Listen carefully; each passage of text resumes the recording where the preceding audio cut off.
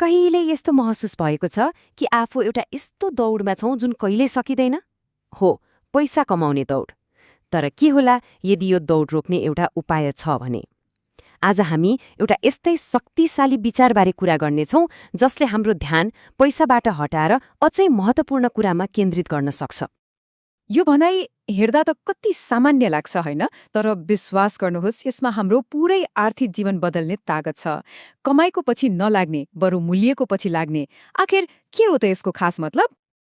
ल, अब यो शक्तिशाली वाक्यलाई अलिकति केलाएर हेरौँ न त। यसलाई टुक्रा टुक्रा पारेर बुझौँ अनि हेरौँ यसले हाम्रो करियर र पैसा कमाउने तरिकालाई हेर्ने दृष्टिकोण कसरी पुरै बदल्न सक्छ। सबैभन्दा पहिले त्यो भनाइको पहिलो भागलाई हेरौँ, कमाइको पछि लाग्नु। साँच्चै भन्नुपर्दा हामीमध्ये धेरैजना यही दौडमा छौं होला, होइन र?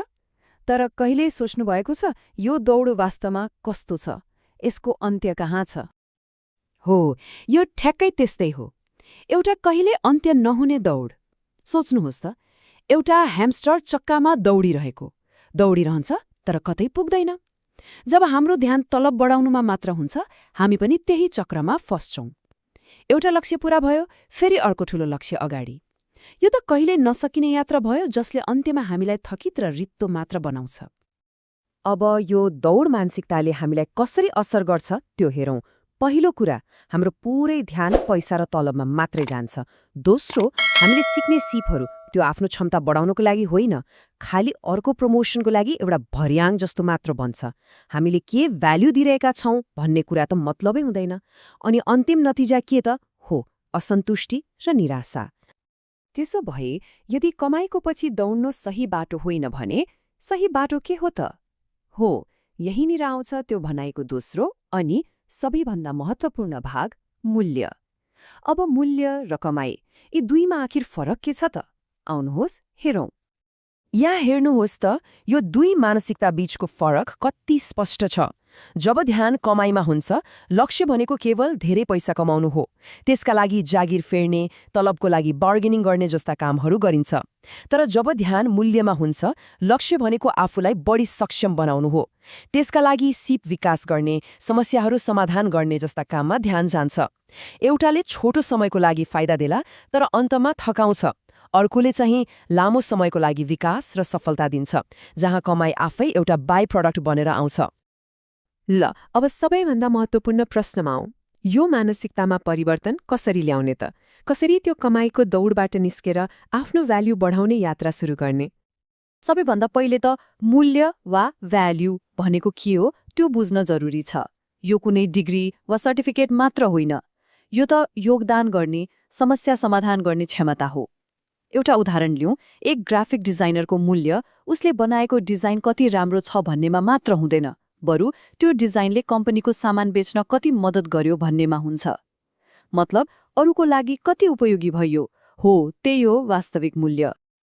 अब आफ्नो मूल्य कसरी बढाउने त? यसका 3वटा सरल तरिकाहरू छन्। नम्बर 1, आफ्नो क्षमता बढाउनुहोस्। सधैँ केही न केही नयाँ सिकिरहनुहोस्।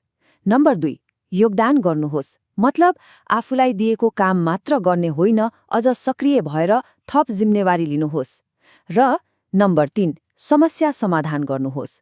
कतै समस्या देख्नुभयो भने गुनासो गर्ने होइन, त्यसको समाधान खोज्ने बानी बसाल्नुहोस्। हरेक समस्या एउटा अवसर हो। र जब हामी आफ्नो ध्यान पैसाबाट हटाएर यसरी आफ्नो भ्याल्यु बढाउनमा लगाउँछौं, तब साँच्चै एउटा जादुई कुरा हुन्छ। एउटा यस्तो नतिजा आउँछ जसले पुरै खेलै पल्टाइदिन्छ। यही हो त्यो रहस्य। जब कोही व्यक्ति मूल्यवान बन्छ, जब उसको सिप, उसको योगदानको माग बढ्छ, तब पैसा वा कमाई उसलाई खोज्दै आउँछ। कमाईको पछि दौडिनु नै पर्दैन, किनकि कमाई त मूल्यको पछि आउँछ। कमाई लक्ष्य होइन, यो त मूल्यवान बन्दाको एउटा प्राकृतिक नतिजा मात्र हो। र यसरी हामी घुमिफिरी त्यही सुरुको भनाइमा आइपुग्यौं, तर अब यसको अर्थ अझै गहिरो र स्पष्ट भएको छ, होइन त? कमाईलाई नपछ्याउनुहोस्, बरु आफूलाई यति मूल्यवान बनाउनुहोस् कि कमाई आफै पछि लाग्न बाध्य होस्। अब अन्त्यमा एउटा प्रश्न आफैलाई सोधौं न त, हाम्रो ध्यान कहाँ केन्द्रित छ? पैसा कमाउने त्यो कहिले नसकिने दौडमा कि आफूलाई मूल्यवान बनाउने यात्रामा? एउटा कुरा याद राखौं, हाम्रो ध्यान जहाँ हुन्छ हाम्रो भविष्य पनि त्यही बन्छ।